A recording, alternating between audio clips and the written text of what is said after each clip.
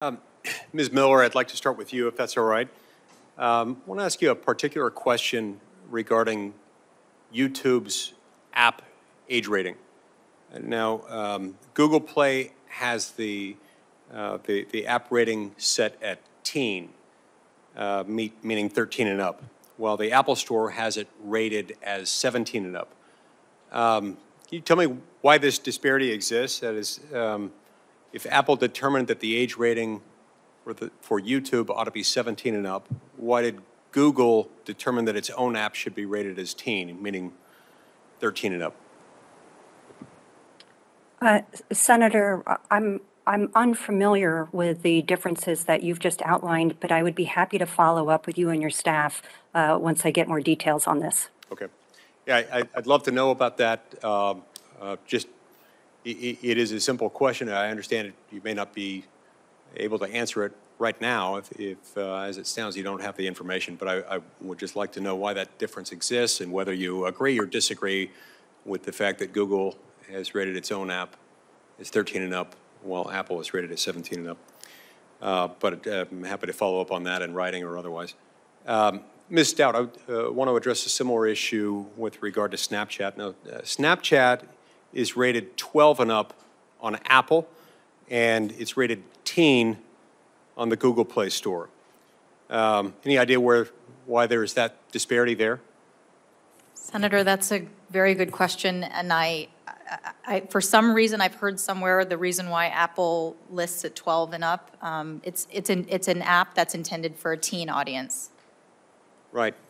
And why is there a disparity between the age rating and the content that's available on that platform?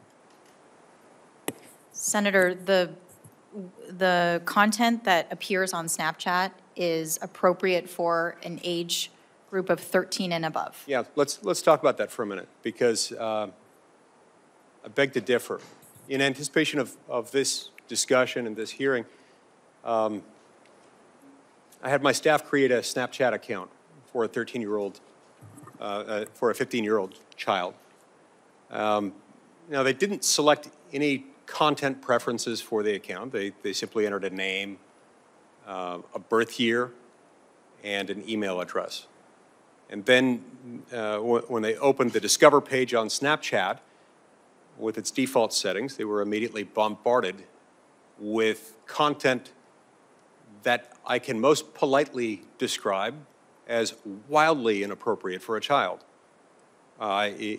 including recommendations for, among other things, an invite to play an online sexualized video game that's marketed itself to people who are 18 and up, tips on, quote, why you shouldn't go to bars alone, notices for video games that are rated for ages 17 and up, and articles about porn stars.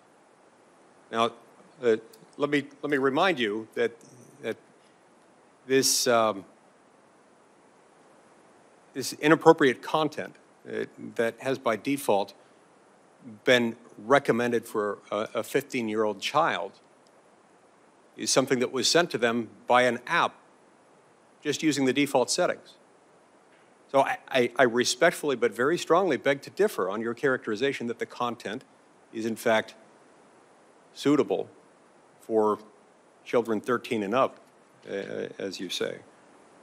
Now, according to your own website, the Discover is a list of recommended stories. So how and why does Snapchat choose these inappropriate stories to recommend to children? How does that happen? How would that happen?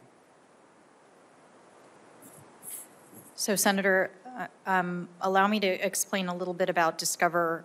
Discover really is a closed content platform, and yes, indeed, we do select and hand select partners that we work with.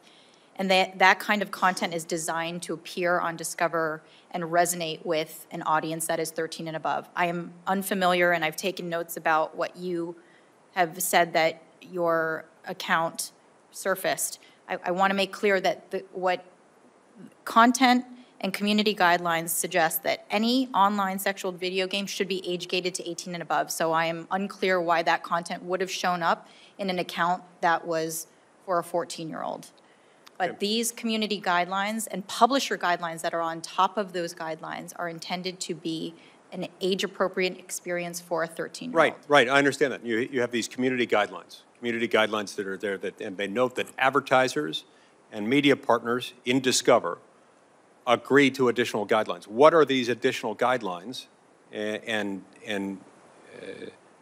mean, I can guess only that they permit these age-inappropriate articles to be shared with children. Senator, How would that not be the case? So these additional guidelines on top of community guidelines are things that suggest that they may not glorify violence, that any news articles must be accurate and fact-checked, that there is no... Well, I'm sure the articles about the porn stars were accurate and fact-checked. And I'm sure that the tips on why you shouldn't go to bars alone are accurate and fact-checked, but that's not my question. This is about whether it's appropriate for children ages 13 and up, as you've certified. Absolutely. And Senator, I think this is an area where we're constantly evolving, and if there are any instances where these publishers are surfacing content to an age cohort that is inappropriate, then they will be removed from our platform. Okay, so you review them? What kind of oversight do you conduct on this, and what? We use a variety of human review as well as automated review, and so I would very much be interested in talking to you and your staff about what kind of content this was, because if it violates our guidelines, that kind of content would come down. And just, Senator, one last thing. While I would agree with you, tastes vary when it comes to the kind of content that is promoted on Discover. There is no content there that is illegal. There is no content there that is hurtful. I mean, it really is intended to be a closed ecosystem where we have better control over the type of content that surfaces.